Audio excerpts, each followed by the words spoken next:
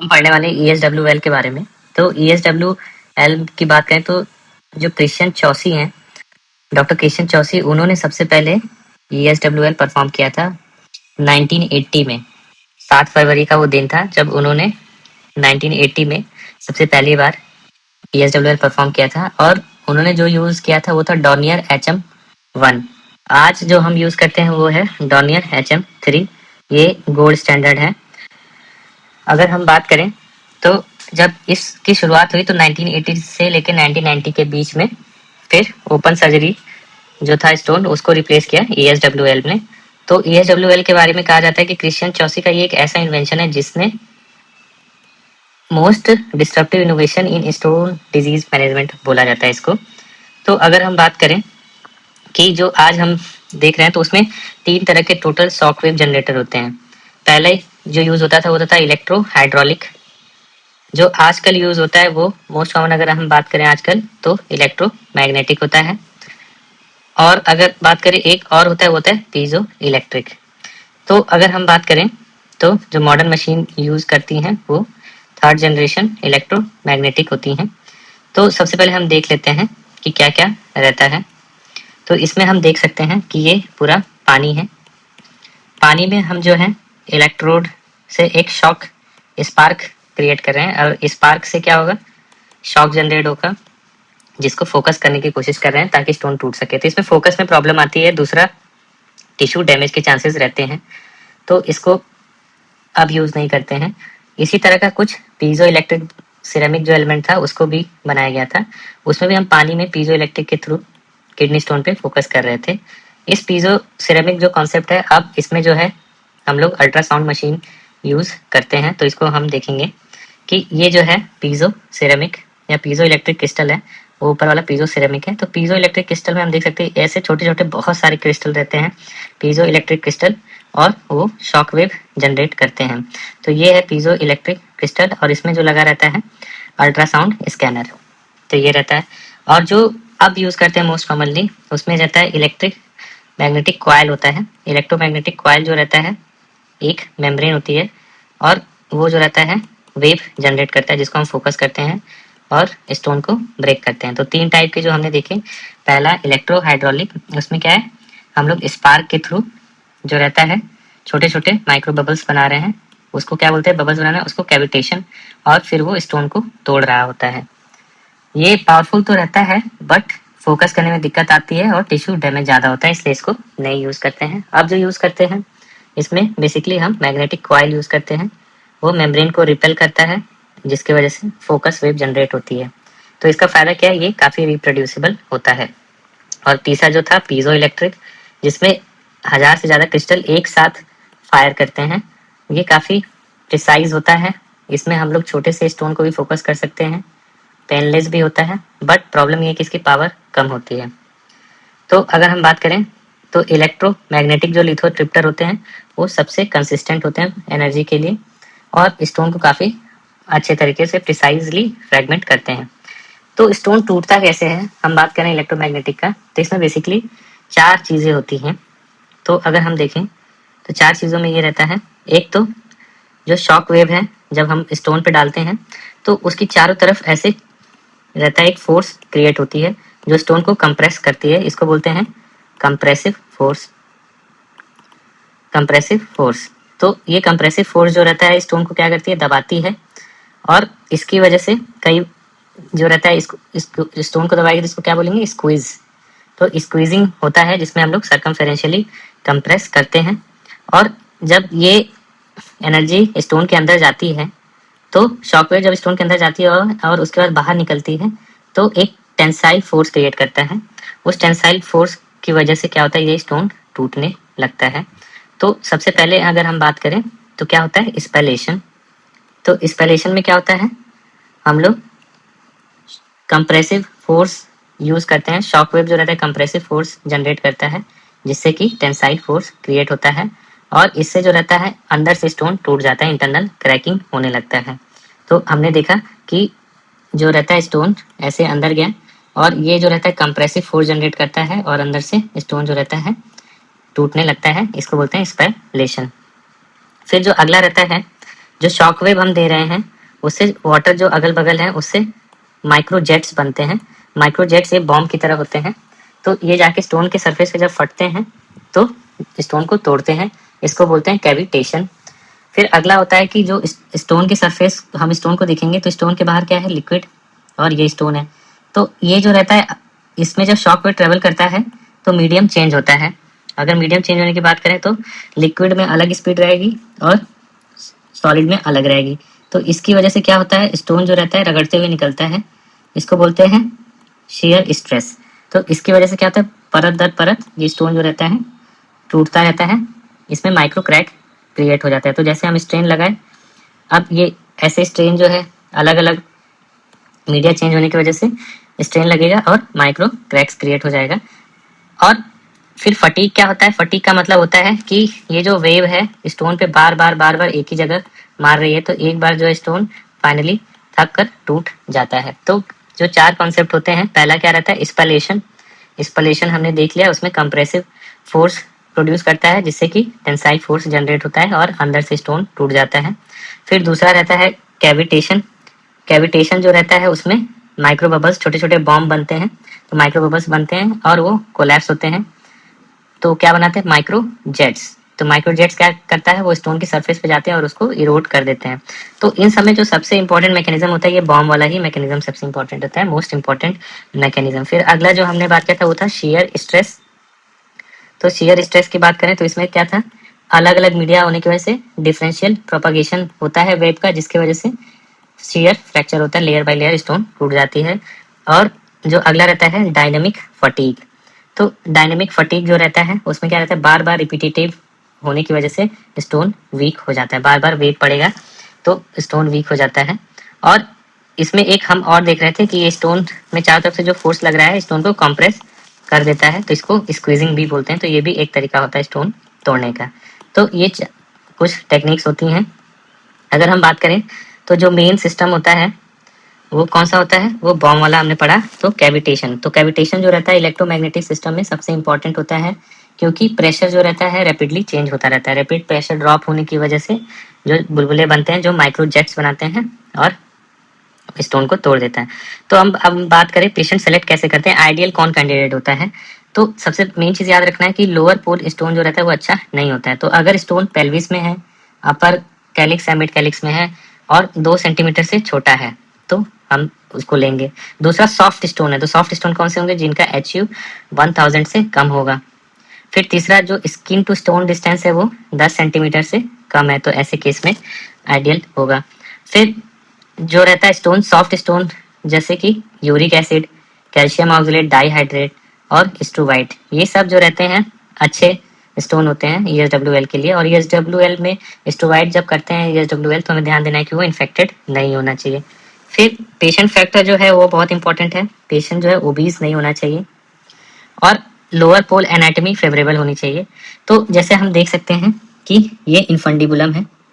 अब ये जो इनफंडिबुलम है तो इसमें हम देख रहे हैं कि इसमें क्या चीज़ है, एक तो इनफंडिबुलम की मोटाई जिसको बोलते हैं इनफंडिबुलर विड्थ, तो ये क्या है इनफंडिबुलर विड्थ। और दूसरी क्या है, इनफंडिबुलर की लंबाई, तो उसको क्या बोलेंगे, इनफंडिबुलर लेंथ। तो ये हो गया इनफंडिबुलर लेंथ, तो ये दोनों देखना होता है।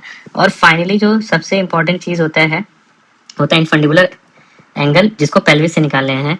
तो पेल्विस से अगर हम एक लाइन खींचें और इनफंडिबुलम से एक लाइन खींचे तो जो एंगल बनता है उसको बोलते हैं इनफंडिबुलो पेल्विक एंगल।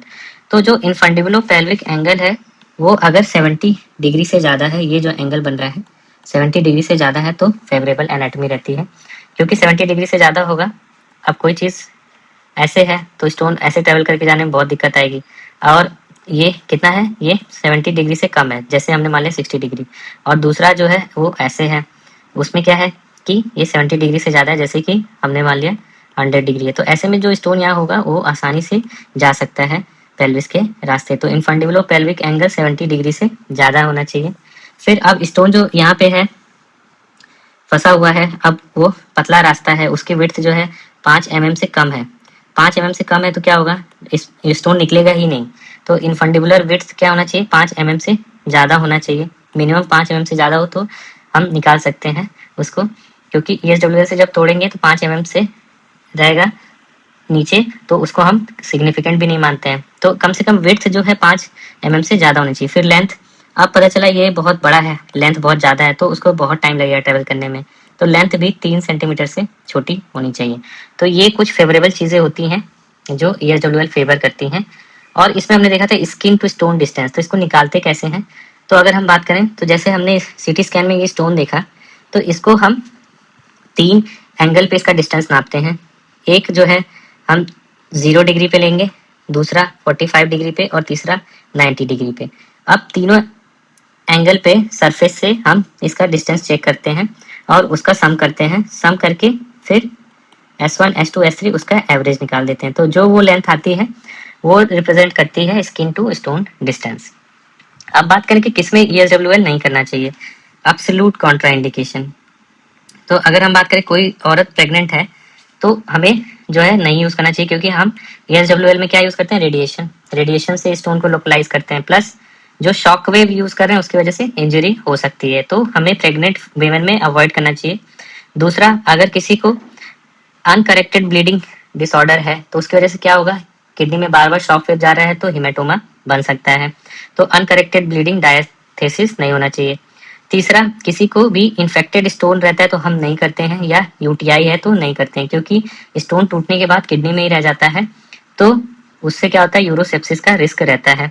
और चौथा, अगर किसी को एनोरिज्म है, और एनोरिज्म कहाँ होगा, हम कहाँ पे दे रहे हैं, रीनल आर्टरी या एओर्टा में, तो इससे क्या होगा कि अगर शॉक के पास में एनोरिज्म है तो एनोरिज्म रप्चर कर सकता है। तो ये 4 जो है एब्सोल्यूट कॉन्ट्रा इंडिकेशन है। अगर हम रिलेटिव कॉन्ट्रा इंडिकेशन की बात करें, जिसमें हम लोगों को कर भी सकते हैं, तो अगर कोई बहुत मोटा है, इतना ज़्यादा मोटा है कि उसका स्किन टू स्टोन डिस्टेंस जो है मोर देन 12 सेंटीमीटर आ रहा है, तो नहीं करते हैं। फिर हार्ड स्टोन्स जैसे कि ब्रूशाइट, कैल्शियम ऑक्सलेट मोनोहाइड्रेट और सिस्टीन, इसमें जो है हमें नहीं यूज़ करना रहता है। फिर डिजिटल यूरेट्रिक स्टोन है, उसके लिए हम ESWL नहीं करते हैं, वो URS से आराम से हो जाता है। फिर अगर किसी को एनाटॉमिकल ऑब्स्ट्रक्शन जैसे स्ट्रिक्चर है या POJO है स्टोन के नीचे, तो नहीं करना चाहिए, क्योंकि वो फिर स्टोन पास नहीं होगा। और हॉर्सशू किडनी और पेल्विक किडनी में भी नहीं करना चाहिए, क्योंकि फोकस करने में दिक्कत आती है।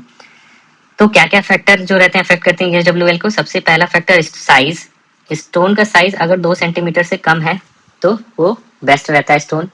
फिर दूसरा डेंसिटी अगर 1000 HU से कम है तो वो बेस्ट रहता है। फिर जो तीसरा है वो कौन से स्टोन होते हैं जो अच्छे होते हैं, उसमें कैल्शियम ऑक्सलेट, डाइहाइड्रेट और यूरिक एसिड स्टोन, ये सबसे अच्छे स्टोन होते हैं। फिर पुअर स्टोन कौन से होते हैं, जो ब्रूशाइट, सिस्टीन और कैल्शियम ऑक्सलेट मोनोहाइड्रेट, ये हार्ड स्टोन होते हैं। फिर उसके बाद सरफेस इरेगुलरिटी, सरफेस अगर इरेगुलर रहेगा तो उससे फ्रेगमेंटेशन जो रहता है अच्छा होता है। फिर ये स्टोन पेशेंट रिलेटेड फैक्टर हमने देख लिया था कि स्किन टू स्टोन डिस्टेंस अगर 10 सेंटीमीटर से कम रहती है तो अच्छा रहता है, पेशेंट पतला दुबला है, यंग है तो अच्छा रहेगा, और कोई हाइड्रोनेफ्रोसिस नहीं है तो अच्छा रहेगा। अगर हम बात करें मशीन से रिलेटेड क्या है, तो हमें 1 मिनट में अगर हम बात करें तो 1 शॉक देना चाहिए।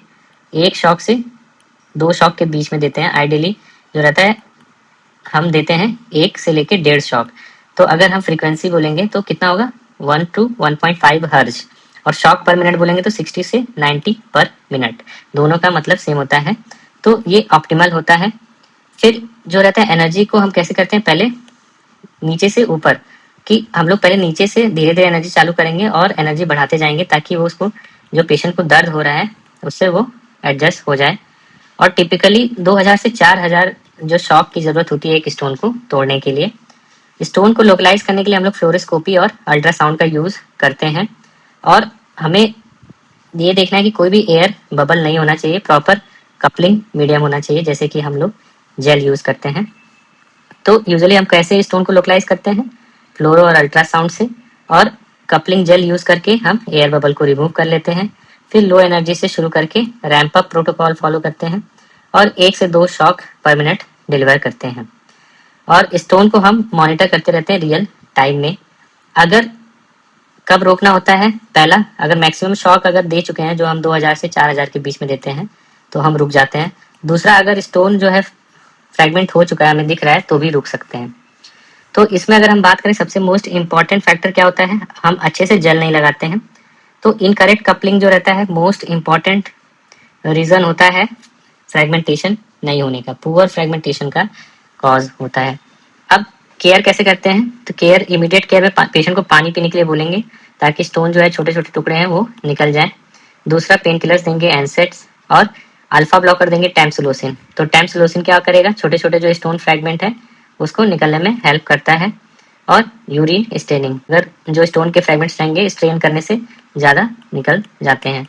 फिर उसके बाद हम बात करें कि फॉलोअप कैसे लेंगे, तो इमेजिंग हमें तुरंत नहीं कराना रहता है। मिनिमम हमें 2 से 4 हफ्ते वेट करने रहते हैं। 2 से 4 हफ्ते बाद अल्ट्रासाउंड कराते हैं।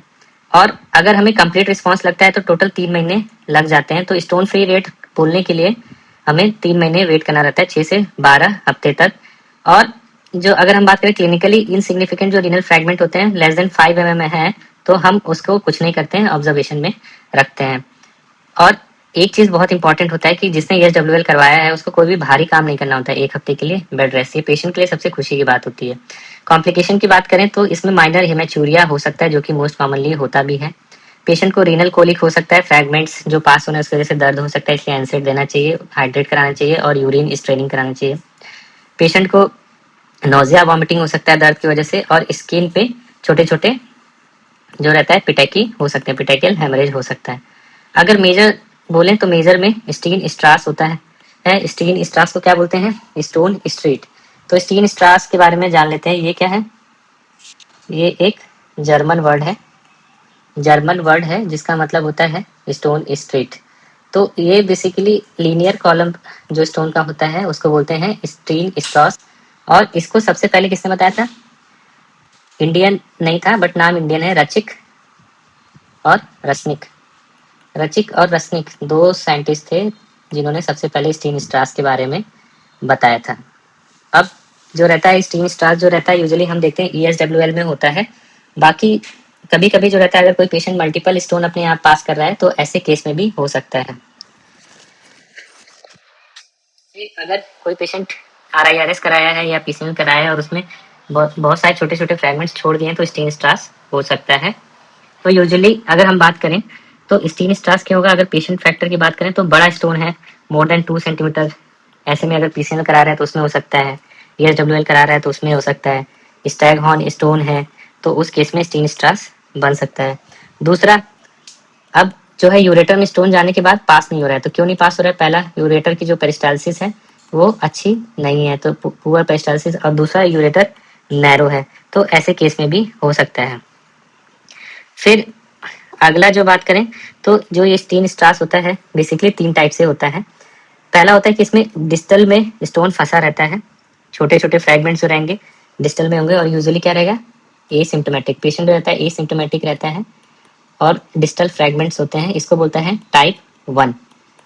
इसमें ज़्यादा कुछ करने की ज़रूरत नहीं होती है। फिर जो दूसरा रहता है उसमें मल्टीपल लेवल पे, यहाँ पे भी है, यहाँ पे भी है, यहाँ पे भी है। तो टाइप 2 की बात करें तो उसमें जो है मल्टीपल लेवल पे ऑब्स्ट्रक्शन होता है, और जिसकी वजह से पेशेंट को पार्शियल ऑब्स्ट्रक्शन हो सकता है, पेन हो सकता है। पेशेंट जो है फ्लैंक पेन के साथ आ सकता है, हेमेचूरिया के साथ आ सकता है, और कई बार पेशेंट को फीवर, यूरोसेप्सिस में भी चला जाता है। तो ये सब सिम्टम्स आ सकते हैं। और कई बार अगर एक ही किडनी है, नॉन फंक्शनिंग किडनी है, तो ऐसे में एन्यूरिया भी हो सकता है और AKI भी हो सकता है। तो ये सब सिम्टम्स जो रहते हैं इन केस हो सकता है स्टीन स्ट्रास में। और हम देख सकते हैं कि इसकी डायग्नोसिस कैसे बनाएंगे, एक्सरे कर करके। फिर जो टाइप 3 है, टाइप 3 में क्या होता है, टाइप 3 में बेसिकली एक लार्ज फ्रैगमेंट रहता है जो इम्पैक्ट हो जाता है। तो ऐसे 2-3 लार्ज फ्रैगमेंट है इम्पैक्ट हो गए और बिल्कुल ही कंप्लीट ऑब्स्ट्रक्शन करा दिया है। टाइप 2 में हम क्या पढ़ रहे थे, पार्शियल ऑब्स्ट्रक्शन, और यहाँ पे कंप्लीट ऑब्स्ट्रक्शन हो गया है और पेशेंट जो रहता है फिर AKI में जा सकता है। तो ऐसे में हम लोग इन्वेस्टिगेट जो है नॉर्मली एक्सरे CT स्कैन जो कराते हैं वही कराएंगे, और DTP स्कैन कराना है तो करा सकते हैं। छोटा मोटा है, अगर लेस देन 5 mm है, क्लिनिकली सिग्निफिकेंट नहीं है, तो ऐसे में हम लोग जो है कंजर्वेटिव मैनेज करते हैं और पेशेंट को हाइड्रेट करते हैं, एनाल्जेसिक देते हैं, अल्फा ब्लॉकर दे सकते हैं, और 2 से 3 हफ्ते बाद दोबारा बुलाकर फॉलोअप करते हैं। तो अगर हम बात करें जो टाइप 1 होंगे तो ये जो रहते हैं 80% जो रहते हैं अपने आप ही रिजॉल्व हो जाते हैं, कंजर्वेटिव मैनेजमेंट की भी ज़रूरत नहीं पड़ती है, बेसिकली अपने आप ठीक हो जाते हैं। फिर बचे 20% तो उसमें हमें कंजर्वेटिव मैनेजमेंट करना पड़ता है। तो ये रहा स्टीन स्ट्रास। तो ये क्या होता है, ड्यू टू मल्टीपल फ्रैगमेंट्स, और स्टोन 2 सेंटीमीटर से बड़ा है तो उसमें होता है यूजुअली हाइड्रेशन और टैमसोलोसिन से हो जाता है। अगर नहीं होता है तो फिर हमें पेशेंट को रीडू यूआरएस या पीसीएनएल या आरआईआरएस जो भी है, जितना बड़ा फ्रेगमेंट होगा उस हिसाब से करना रहता है। अगला जो कॉम्प्लिकेशन होता है वो हीमेटोमा। किडनी में जो रहता है हीमेटोमा बन जाता है रीनल या सब कैप्सुलर हीमेटोमा। और इसका जो मेन रिस्क फैक्टर था हमने देखा था क्या था, एंटी कोआगुलेशन। अगर एंटी कोआगुलेशन पेशेंट होगा तो वो हो सकता है। दूसरा, पेशेंट अगर हाइपरटेंसिव है और अगर हमने ज़्यादा एनर्जी दे दी, हमें एनर्जी देना है 1 से 1.5 हर्ट्ज, और इससे ज़्यादा अगर हमने दे दी तो कई बार क्या होता है, रीनल कैप्सुलर हीमेटोमा हो सकता है। फिर उसके बाद जो रहता है बूढ़े लोग हैं उसमें भी हो सकता है। तो जो ओल्ड लोग होते हैं उसमें सब कैप्सुलर हीमेटोमा बनने के चांसेस ज़्यादा होते हैं। तो इसको हम डायग्नोज कैसे करते हैं सब कैप्सुलर, उसके लिए हमें सीटी स्कैन कराना होता है। फिर जो तीसरा मेजर कॉम्प्लिकेशन है वो यूरोसेप्सिस।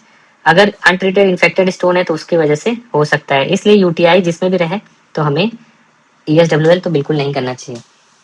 फिर जो चौथा रहता है बेसिकली, तो देखा गया कि कुछ लोगों में हाइपरटेंशन हो जाता है लॉन्ग टर्म में, और ये बेसिकली होता है माइक्रोवस्कुलर इंजरी होने की वजह से। और एक कंट्रोवर्शियल पॉइंट है जो बुक में दिया है वो है डायबिटीज का रिस्क। तो डायबिटीज भी हो जाता है, कुछ स्टडीज में देखा गया है कि डायबिटीज हो जाता है ईएसडब्ल्यूएल से।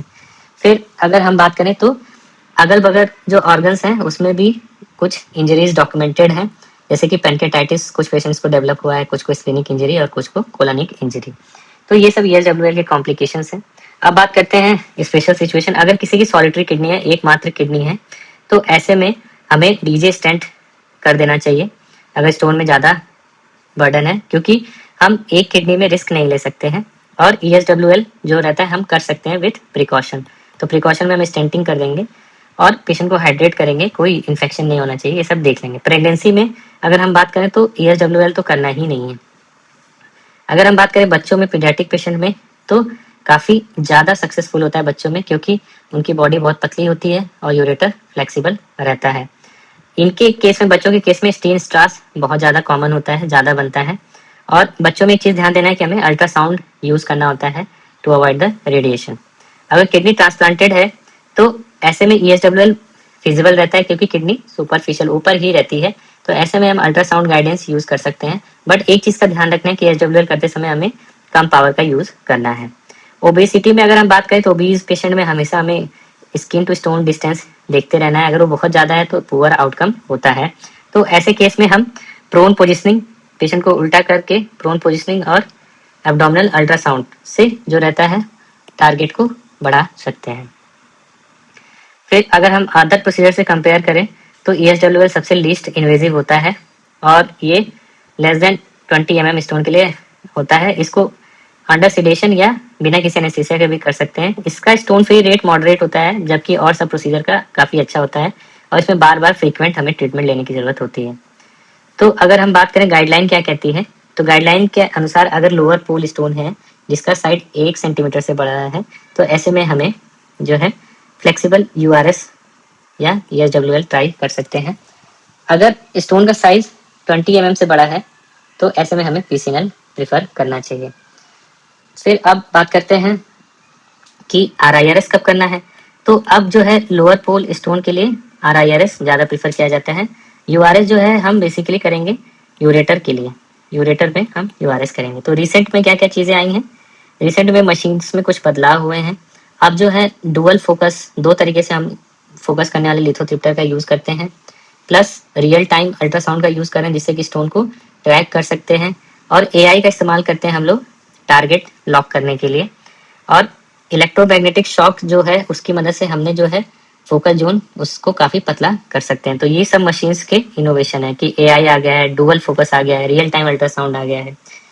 कुछ एडजंक्ट थेरेपीज हैं तो पीडीआई क्या होता है, परकशन डाइवर्स यूरेसिस इन्वर्जन। तो इसमें हम क्या करते हैं, जैसे पेशेंट को ईएसडब्ल्यूएल करते हैं, परकशन में थोड़ा उसके मैकेनिकली पीछे ठोकते हैं ताकि स्टोन अपनी पोजीशन से हिले और बाहर निकल जाए। फिर पेशेंट को हाइड्रेट करते हैं, उसको बोलते हैं डायूरेसिस। तो हाइड्रेशन देने से क्या होता है, स्टोन अच्छे से निकलता है। और तीसरा इन्वर्जन, पेशेंट को बोलते हैं आप उल्टा होकर के एक्सरसाइज करो, तो पेशेंट जो रहता है लोअर पोल के स्टोन जो रहते हैं ऊपर आ जाते हैं और बाहर निकल जाते हैं। तो ये जो टेक्निक होती है परकशन डायूरेसिस इन्वर्जन, एक नॉर्मल टेक्निक का फैंसी नाम है। तो ये है पीडीआई थेरेपी। फिर दूसरा है जो हम माइक्रो बबल बना रहे हैं जिसपे हमारा इलेक्ट्रोमैग्नेटिक शॉक डिपेंडेंट है, उसको कुछ ऐसे चैम्बर्स बना रहे हैं जिसकी वजह से उसकी कैविटी बढ़ जाए। तो माइक्रो बबल कैविटेशन इनहांसर का इस्तेमाल कर रहे हैं। और तीसरा जो है मेडिकल एक्सपल्सिव थेरेपी अल्फा ब्लॉकर का इस्तेमाल करते हैं। अब बात करें इंपॉर्टेंट नया नया चीज़ क्या आया है कि अब जो नई मशीनें आ रही हैं तो उसमें रीनल इंजरी के चांसेस कम हो गए हैं, क्योंकि फोकल जोन जो है अब सीधे स्टोन पे फोकस करते हैं, इधर उधर नहीं जानते हैं। फिर उसके बाद दूसरा है कि कुछ स्मॉल छोटी छोटी मशीन आ गई हैं, जिससे कि क्या होता है कि हम बेड साइड ESWL भी कर सकते हैं। तो जो अभी तक क्या होता था, ESWL जो रहता था उसके लिए पेशेंट को ESWL जहाँ मशीन होती है वहाँ ले जाना होता था, बट अब छोटी मशीनें आ गई जिसको हम बेड साइड ESWL के लिए यूज कर सकते हैं। तो अगर हम बात करें ओवरऑल, तो अगर कपलिंग जेल रहता है वो बहुत ही इंपॉर्टेंट रहता है। अगर उसमें कोई एयर फंस गई और हमने कपलिंग अच्छे से नहीं किया है तो उसका क्या नुकसान होता है, जो एनर्जी ट्रांसमिशन होता है वो ऑलमोस्ट 60% से ज़्यादा गिर जाता है।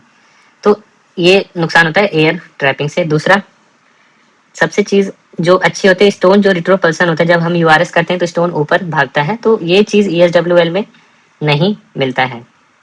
फिर तीसरा जो रहता है, अभी तक हम लोग 2000 से 4000 शॉक देते थे और इस शॉक के बेसिस पे प्रेडिक्ट करते थे कि कितना सक्सेसफुल होगा ESWL। अब आगे जो एक नया चीज़ आ गया है वो आ गया है एनर्जी फ्लक्स डेंसिटी। तो कितना एनर्जी एक पर्टिकुलर टाइम या उसमें एरिया पे जा रहा है उसको हम कैलकुलेट करेंगे, तो इसको बोलते हैं एनर्जी फ्लक्स डेंसिटी। तो ये ज़्यादा प्रेडिक्टिव होता है ESWL पे। फिर अगर हम बात करें कि जो हेमाटोमा बनता है, तो जो हेमाटोमा बनता है वो बेसिकली वस्कुलर इंजरी की वजह से होता है, ना कि कलेक्टिंग सिस्टम की वजह से। तो वस्कुल वेसल्स इंजरी हो जाती है जिसकी वजह से ESWL में हेमाटोमा बनता है। अगर हम मॉर्बिडिटी की बात करें तो ESWL में सबसे ज़्यादा कम मॉर्बिडिटी होता है, सबसे कम मॉर्बिड प्रोसीजर, बट सबसे ज़्यादा दोबारा सर्जरी करना पड़ता है, हाईएस्ट रीट्रीटमेंट रेट है। फिर अगर हम बात करें कि सबसे हार्डेस्ट स्टोन कौन सा ESWL के लिए, तो वह है ब्रूसाइट स्टोन्स। अब ब्रूसाइट स्टोन किसका फैमिली का होता है, कैल्शियम फॉस्फेट स्टोन का ही होता है। फिर अगर हम बात करें लोअर पोल स्टोन है, तो लोअर पोल स्टोन के लिए उसको क्लियरेंस थोड़ा मुश्किल होता है। उसका जो मेन चीज़ होता है वो किस पे डिपेंड करता है, एनाटमी पे, ना कि मशीन पे। अब बात करते हैं आइडियल स्टोन क्या होता है, तो less than 20 mm, HU less than 1000 और अपर मिड कैलिक्स, ये आइडियल होता है। बट गाइडलाइन जो है हमारी रिकमेंड करती है कि 10 mm से कम होगा और मिड पोल और अपर पोल में होगा तब करते हैं। तो ये गाइडलाइन रिकमेंडेशन है और ये आइडियल कंडीशन है। एब्सोल्यूट कॉन्ट्राइंडिकेशन हमने देख लिया था, प्रेगनेंसी में UTI, ब्लीडिंग डायथेसिस और एनोरिज्म, ऐसे में यूज नहीं करते हैं, जिसको बोलते हैं। अब अगला कि बेस्ट शॉक रेट कितना है, 60 से 90 पर मिनट। तो अगर बात करें सबसे खराब स्टोन कौन सा होता है, तो सबसे खराब स्टोन होता है सिस्टीन, फिर उसके बाद होता है ब्रूसाइट और फिर होता है कैल्शियम ऑक्सलेट मोनोहाइड्रेट। सबसे हार्डेस्ट होता है ब्रूसाइट, लेकिन ये वर्स्ट स्टोन की बात हो रही है तो वर्स्ट सिस्टीन होगा। फिर बेस्ट इमेजिंग की बात करें तो बेस्ट इमेजिंग जो रहता है वो, अगर स्टोन जो है रेडियो ओपेक है तो उसके लिए फ्लोरो लोकलाइज करने के लिए, और रेडियो लूसेंट है तो अल्ट्रासाउंड। रेडियो लूसेंट स्टोन जो रहता है फ्लोरो पे नहीं दिखेंगे तो उसको अल्ट्रासाउंड से ही लोकलाइज करेंगे। मोस्ट कॉमन कॉम्प्लिकेशन स्टीन स्ट्रास होता है। लोअर पोल स्टोन है तो उसके लिए URS जो रहता है और RIARS। URS बेसिकली जो हम यहाँ बात कर रहे हैं वो है फ्लेक्सिबल, तो फ्लेक्सिबल जो रहता है उसी को RIARS बोलते हैं। और बेस्ट अगर 2 सेंटीमीटर से बड़ा है तो उसको PCNL करते हैं।